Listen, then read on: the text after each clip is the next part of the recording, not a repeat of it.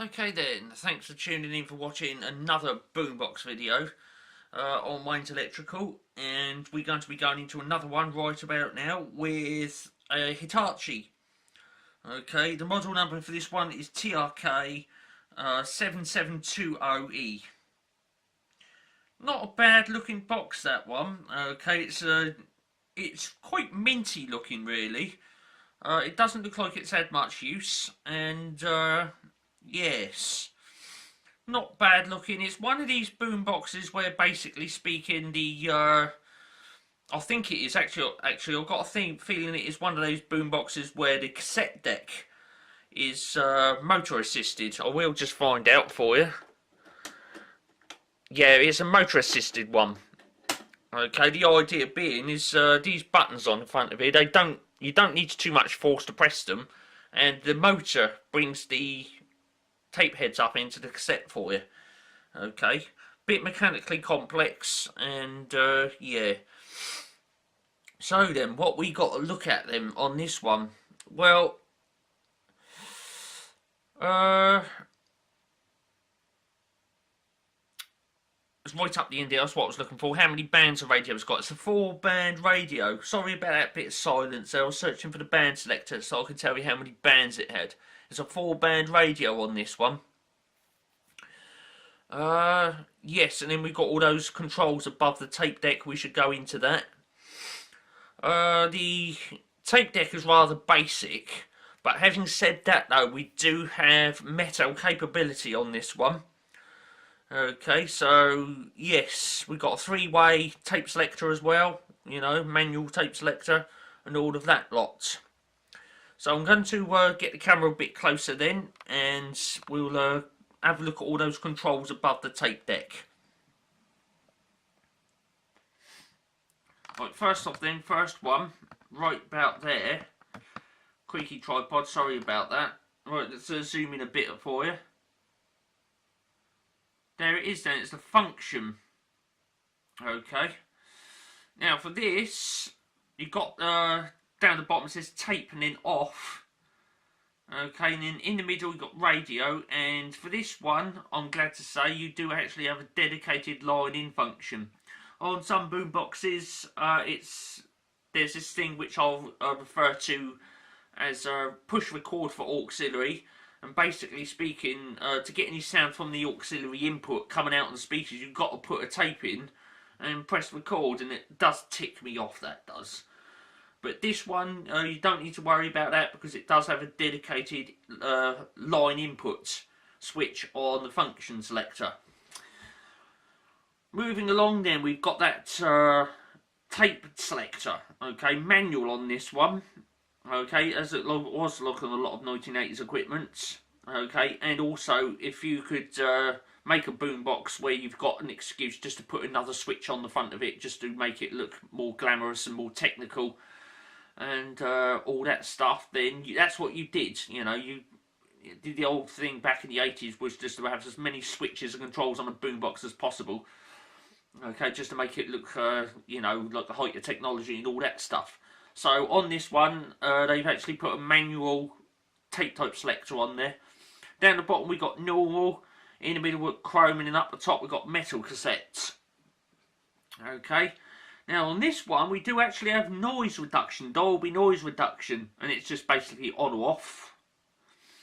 What I don't like about this boombox is the fact that for your bass and your treble, instead of having like a rotary knob where you can choose anywhere, like any infinite amount of variation between minimum and maximum, for this one you've just got basically, for your bass and your treble, you've got it either as flat, where basically there's nothing added or taken away, or if you want to boost it, then you've got to press the switch up, rather much like that. Okay, and if you want to take some bass away, then you put it right at the bottom for defeat.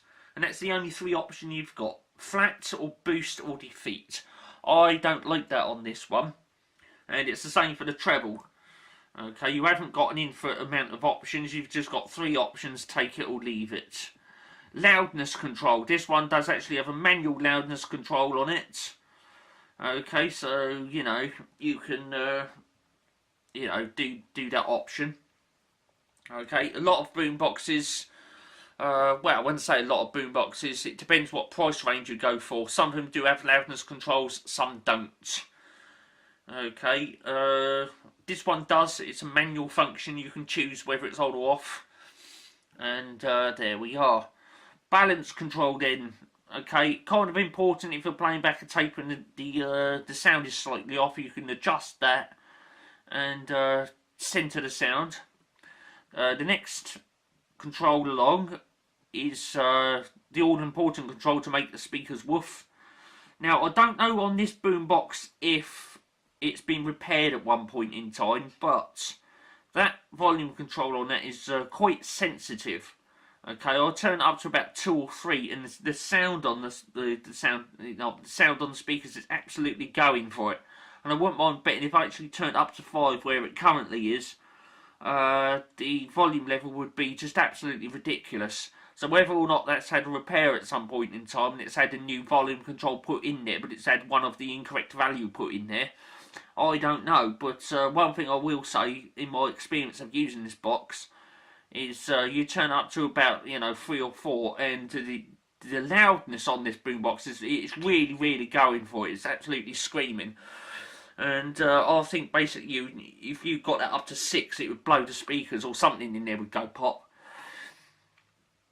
Moving along then, we've got our band selector. Okay, we've got FM up the top, shortwave, medium wave, which is the same as AM, and then long wave down the bottom. Above that then we've got that what looks like a little disc sticking out. That's your tuning dial. And like a lot of boomboxes of mine, the radio's tuned in with a piece of string.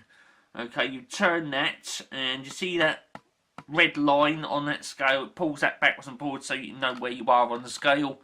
And then that disappears down the back to something electronical which actually tunes in the various different bands. Okay, so there we are. I've covered it all on the front of that then. Next to the tape deck we've got a little tape counter, and it does actually say Dolby system down there. Right at the bottom we've got a 6.1mm stereo headphone jack. Okay, so you can put in a proper set of hi-fi headphones in there and listen to your tunes that way if you really needed to, without anyone else listening to it. Perfect for nighttime listening. Okay, these speakers on the front of here. Now they've made this boombox so it looks like a 3-piece. Okay, if I pull that zoom back a bit, they've made it so it looks like a 3-piece, but it's not. It's a single unit. You've obviously got your woofers there, but those little tweets up the top there, I wouldn't mind betting, judging by the look of them, they're little pizzos. Okay, if you used to undo the back of the box and look in there, instead of having it look like a little miniature speaker with a magnet on the back of it and a little cone, it just looks like a little flat disc in there with a couple of wires soldered on it. And I've often wondered whether, pizzos do actually make any sound at all. So I've covered the front of that box then. Okay, what we're going to do right about now is we're going to spin it around. We'll have a look at the back because there's a few bits and pieces on there. You can have a good old look at the specification plate and all of that stuff. Yes, that handle on the top, although it is like nice and shiny chrome like that, it is completely 100% plastic. Okay, you can tell by how what's the thing I'm looking for? When you do that, you can sort of feel how heavy it is, and it's quite lightweight. Okay, if you feel like the handle on, say, for example, a Sharp GF 777, I mean, those handles are quite weighty, and if you let one of those drop, it don't half drop with quite a clonk. That one, yeah, it's a plasticky sort of clonk. So that's a plastic one. Although it's nice and chromy on there, it is plastic. Okay, they've styled it like a metal one, which looks nice, but it's a plastic one. Let me put that antenna down then to save me the risk of snapping it off. There we go, put the antenna down then. Let's spin it around and have a look on the back of this one. Right, the specification plate for this one's right down the bottom there then. And after we've had a look at that, we shall be going for a little break. Okay, and then we should carry on with the rest of the boomer.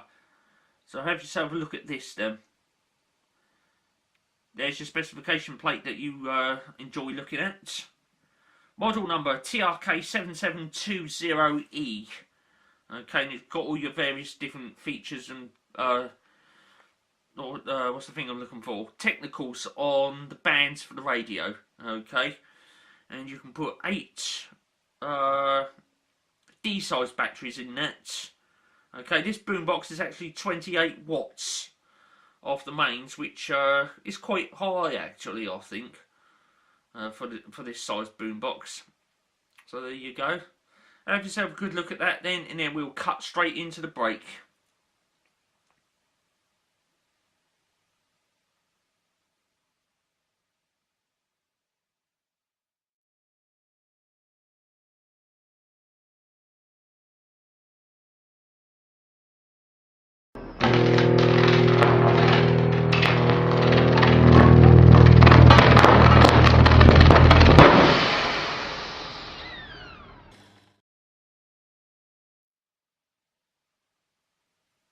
Okay then, we're back after the break, and we're going to be carrying on now into the rest of the boombox.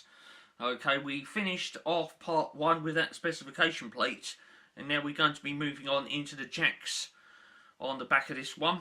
But before we do, I've got to point out a couple of things, because I did say in section 1 that the idea in the 80s when making a boombox was to have as many switches and features and functions on the front of it to make it look super fantastic and technical, and then they go and do this. I mean, come on Hitachi, why? Why did you do this? If I just move the camera over a bit, the actual switch to turn the thing on and off is on the back. Okay, it says AC power on that, on and off. Okay, when it's pressed in it's on, when it's popped out it's off. Why did you hide it around the back? You could have put that on the front, made it nice and chromy with a little toggle switch, and that could have been something else added onto the front of it to make it look even more super fantastic. Okay, it's not as if it's like a beat cut switch, which on a lot of boomboxes it's on the back. No, you've actually put the power switch on the back of the boombox. Why? I mean, for goodness sake, just ask me that. Why? Why did you put it on the back? Put it on the front, you could have had another switch on there to make it look even more super fantastic. Right, now I've gotten that out of the way. One other little switch, which basically speaking on most other boxes it's on the front, but for some unknown reason, Hitachi on this model have decided to put it on the back. Let me just zoom the camera out, and then we're going to be going up here, okay, over to here, and there it is, right next to that multi-pin jack, and it's right there. And what we're looking at then is something called an FM mode. Okay, mono and stereo. Basically speaking, what that's for, if you've tuned into a stereo FM broadcast and there's loads of hissing and it's slightly out, on most boomboxes there's a switch on the front, and if you switch it to mono it cuts a lot of that hissing and crackling out, and the sound comes out mono. Now, I don't know why, but I can't figure it out. But Hitachi on this model has decided to hide that control around the back. Remember what I was saying about that thing in section 1 where the idea back in the 80s was to have as many switches and controls on the front of your boombox just to really glam it up? I don't know why, but Hitachi have decided to hide that control around the back. Okay, like I say, I can understand if it was the beat cut or the riff control, because a lot of boomboxes that is actually around the back. But a control which is normally on the front, they've hidden it around the back. Why? Come on.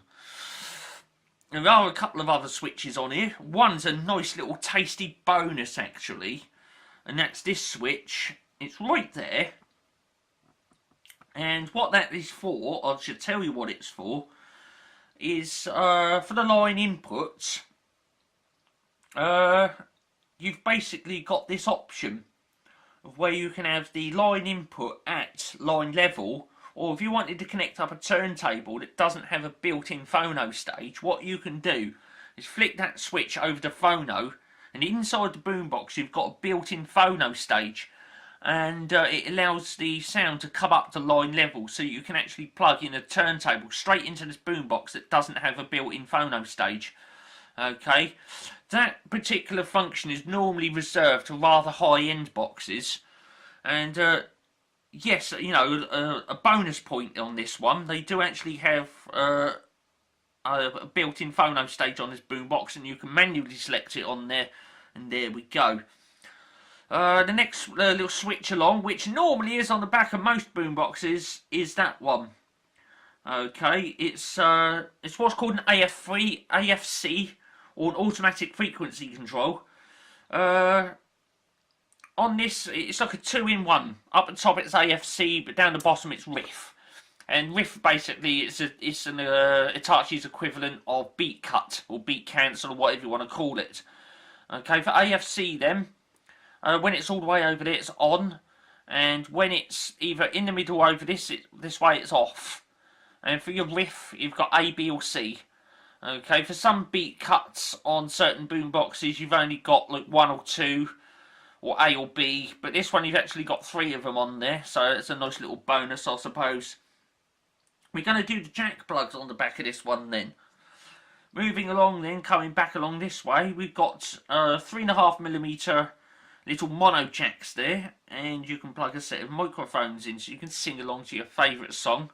Or if you want, you can put a cassette in and just, you know, record memos and things, if you really wanted to. Now, I said earlier on, if you want to connect a turntable up to this, there's your phono inputs there. And on some units you don't get that. And what that is for, that's actually a ground. Okay, so when you're playing records, if you've got lots of pops and clicks on your record, some of it is actually static. It's not, you know, imperfections on the record, it's actually static.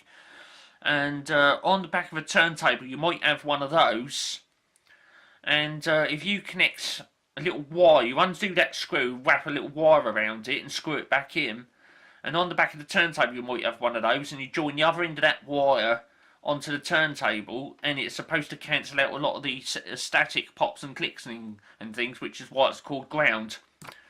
Okay, just bumped the tripod there, sorry about that. So if you was ever wondering what that little screw was, or that metallic bit, you actually connect that to the turntable. There'll be another one like that on the turntable, and it is supposed to stop loads of pops and clicks on your records. Whether it does or not is another thing. I've already covered those jacks. They are for the phono input. Okay, I'm not entirely sure if this on here, if I left that on line in, whether you could actually put line in levels on there. I've not actually tried that. I would have to experiment around with that. I'd have to be careful though, because if you, if that only takes phono level audio and you put line level into it, you might blow the internal phono stage.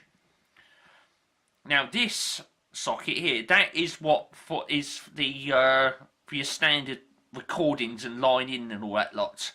It's actually a 2-in-1 socket. It's an input and an output.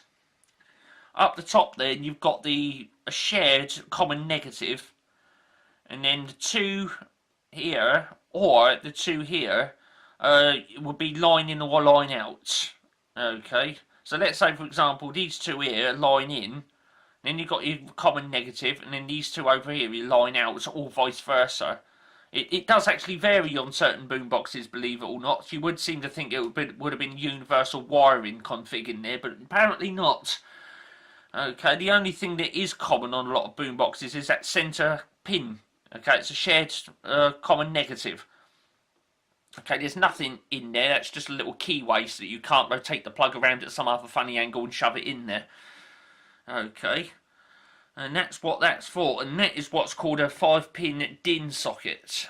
Okay, so there we are. That covers all the jacks on the back of the 7720E then, and there we are. So yeah, there's a couple of nice little bonus features on that with the your phono stage. If you putting a turntable in that doesn't have a built-in phono stage, you can use the one that's built into the boombox and bring it up to line level. That is superb. That function's normally reserved to higher end boxes, but this one does actually have it. And then on the minus side, they do have actually put the FM mode switch on the back when it should be on the front, as have they done with the power switch. Again, that could have been on the front and made it look even more super fantastic and technical. But on this one, they've put both of those around the back, and I can't figure out why. Let's turn it back around then. We should do the measurements of this one. Right, there it is then. Back at the beginning where we started. Tape measure time.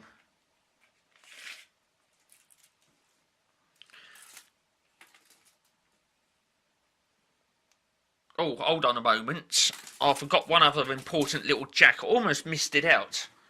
It's just down there then. Your figure of 8 power input jack. Okay, that's where the mains power goes in. Again, on this one, it's on the side. Some of them, it's on the back. Okay, I'm not bothered whether it's on the side or on the back. I do actually prefer it on the back. Okay, because then it's hidden away instead of having a whopping great wire sticking out the side.